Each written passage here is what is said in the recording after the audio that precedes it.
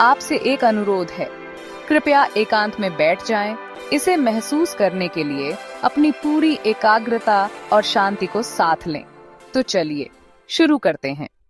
शाश्वत उपनिषद शब्दार्थ। शाश्वत उपनिषद कोई नए अर्थों को लेकर नहीं आ रहा है, बस शब्द अलग अलग हैं, लेकिन अंतस अर्थ एक ही। यानी बाहर शरीर अलग दिख रहे हैं, लेकिन आत्मा एक ही है जो समस्त के साथ जुड़ी है। यानी कहीं आत्मा पदार्थ तत्व की भांति छिपी है और कहीं चैतन्य रूप में प्रकट हो रही है। यानी मैंने तमाम उपनिषदों के नाम दिए हैं, लेकिन सबके अंदर एक ही उपनिषद समाया हुआ है। बस पहला शब्द बदला हुआ दिखता है, लेकिन सबका एक ही अर्थ है और सब में एक ही सत्य के कहने का भाव छिपा है। इसलिए शब्दों के अर्थों में मत अटक जाना और न ही शब्दों का विश्लेषण करने लगना। यानी जो भी कहा जा रहा है उस भाव को अपने अनुभव सत्य से अनुभव करना, वरना शब्दों से ही नहीं, उपनिषदों से ही नहीं और न ही हमसे सबसे चूक जाओगे, बल्कि तुम अपने से ही चूक जाओगे, अपनी आत्मा से ही चूक जाओगे। पीछे के समस्त उपनिषदों में जो कुछ भी कहने का प्रयास किया गया है वो हमारी यात्रा के अनुभव के आधार पर कहे गए हैं। यानी ये हमारी यात्रा के अनुभव, इन्हें अपना अनुभव मत मानकर बैठ जाना। यानी सार की बात यह है कि मनुष्य स्वयं ही अपने से दूर चला गया है और वो स्वयं से ही चूक भी गया या चूक रहा है। यानी न वो परमात्मा से चूक रहा है और न ही सत्य और धर्म से चूक रहा है। वो सब तो सदा से हम सब के चारों तरफ मौजूद ही रहा और अभी भी तुम्हारे चारों तरफ मौजूद है। बस हम अपने से या अपने में इतने सिकुड़ गए हैं कि अपनी आत्मा से ही चूक रहे हैं, स्वयं से ही चूक रहे हैं, स्वयं के निष्ठा के अनुभव से चूक रहे हैं।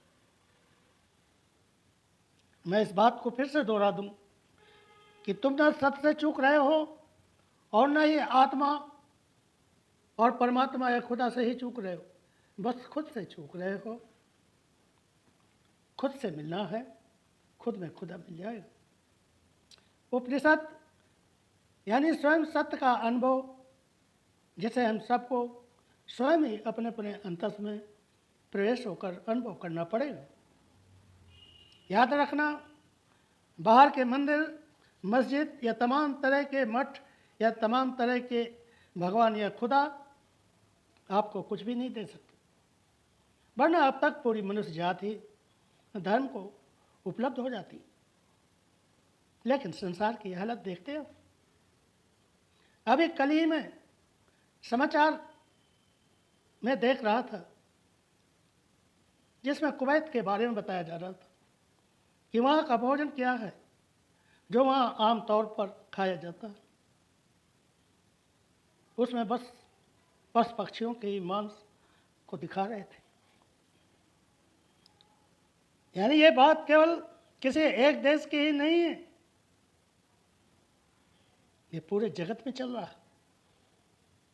मेरे देखे तो ये मनुष्य का विकास नहीं हो सकता। ऐसे लोगों को अपने का कुछ पता नहीं है, ना ही इनको अभी अपने शरीर का पता है और ना ही इनको अपने मन और मन के विचारों का ही कुछ पता है। यानी आत्मा तो अभी बहुत दूर है। यानी तुम मनुष्य हो, तुम्हारे पास इतना संवेदनशील शरीर है, जहाँ इतनी संवेदनशील इंद्रियां हैं, यदि तुम शरीर के ही स्तर पर जी सको तो भी तुम इतने घृणित कार्य नहीं कर सकते हो। यानी इन्हें पता ही नहीं है कि किसी के शरीर को जिंदा काटना फाड़ना कितना कष्टदायी होता है। यानी उस पशु की तड़पन, उस पशु की चिल्लाहट, उन पशु पक्षियों के कष्ट और दर्द का इनको कोई भी पता नहीं, वरना अपनी जीभ के स्वाद के लिए किन्हीं पशु पक्षियों की हत्या क्यों करते। यानी मित्रों, मेरा प्रयास होगा कि मनुष्य एक बार परमात्मा खुदा को भले चूक जाए या ना उसकी सुने, लेकिन खुद की आवाज़ जरूर सुन लो। यानी ऐसा कोई भी व्यक्ति नहीं है जिसको अपने अंतस से आवाज़ ना आती हो कि ऐसा घृणित काम मत करो। यानी किसी की भी अंतस आत्मा ये गवाह नहीं करेगी कि किसी पशु पक्षी की हत्या करो। यानी ये तो मैं अपने भाववश कह रहा हूँ, लेकिन मेरा भाव ये है कि सबसे पहले अपने शरीर के पास आओ, शरीर के कष्ट को समझो और फिर मन और विचारों में प्रवेश होकर मन के कष्टों और दुखों को भी समझो।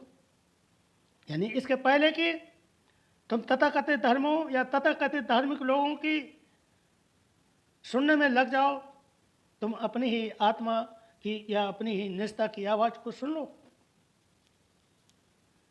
यानी याद रखना, यदि तुमने अपनी आत्मा या अपनी निष्ठा की बात सुन ली तो फिर समझ लो कि तुमने परमात्मा और खुदा की भी बात को सुन लिया।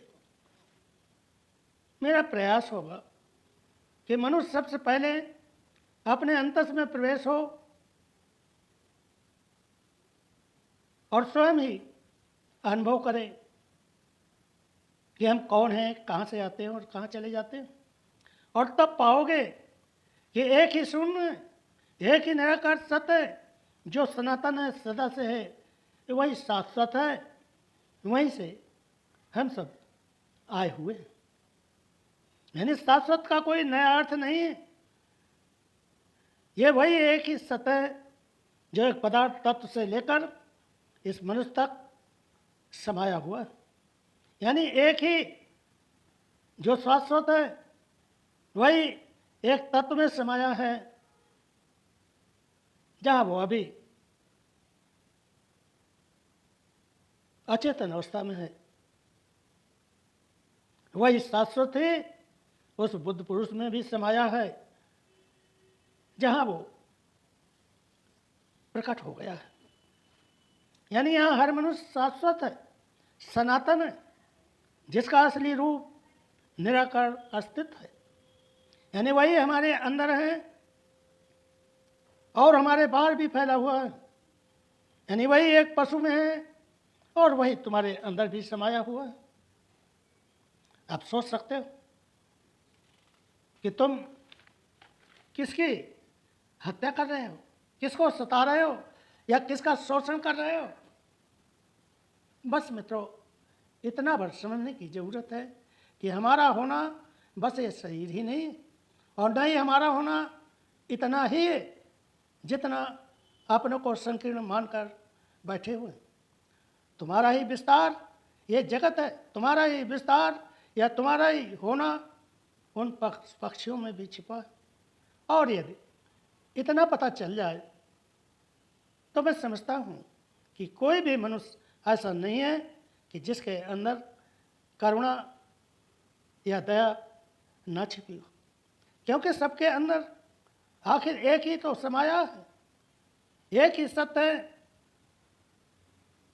एक ही आत्मा है, एक ही परमात्मा है, एक ही शाश्वत है।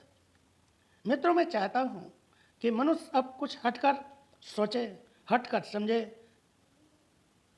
और बंधी बनाई धारणाओं से बाहर आकर स्वयं सत्य का अनुभव करे और तदनुसार अपने जीवन को जिए।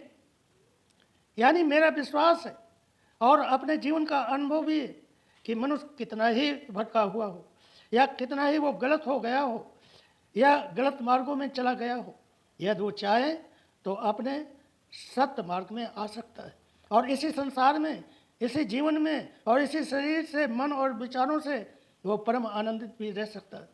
यानी मेरा आश्वासन है कि तुम एक बार ध्यान साधना का सहारा लो और अपने अंतस में प्रवेश होकर स्वयं सत्य का अनुभव कर लो, तो शायद तुम्हें न परमात्मा की जरूरत होगी, न खुदा की, और न ही तथाकथित धर्म और धर्म गुरुओं की ही जरूरत रह जाएगी। यानी स्वयं शाश्वत को जानो। तुम ही सत्य हो, तुम ही धर्म हो, तुम ही आत्मा हो, तुम ही परमात्मा या खुदा हो। तब क्या तुम स्वयं की हत्या कर सकोगे या तुम किसी का शोषण कर सकोगे या किसी को सता सकोगे? बस यही समझना है, यही अनुभव करना है जो अपने जीवन में अनुभव कर सकते हो। तो आओ आज से हम इस शाश्वत उपनिषद में प्रवेश होते हैं। अपनी अंतस आत्मा से एक ईमानदारी से और संकल्प के साथ इस यात्रा में प्रवेश होना, तब तुम स्वयं का सत्य जान सकोगे, आनंदित हो सकोगे। आज इतना ही। सभी मित्रों को मेरा प्रणाम पहुँचे। आशा है इस ऑडियो ने आपके मन में नई सोच और भावनाओं को जन्म दिया होगा। यदि इस ऑडियो ने आपको प्रेरित किया हो या कुछ नया सिखाया हो तो इसे दूसरों के साथ जरूर साझा करें। अपने विचार और अनुभव हमारे साथ कमेंट्स में साझा करें। इस यात्रा में साथ देने के लिए धन्यवाद। अपने जीवन में शांति और रचनात्मकता बनाए रखें। मिलते हैं अगली बार, तब तक के लिए नमस्कार।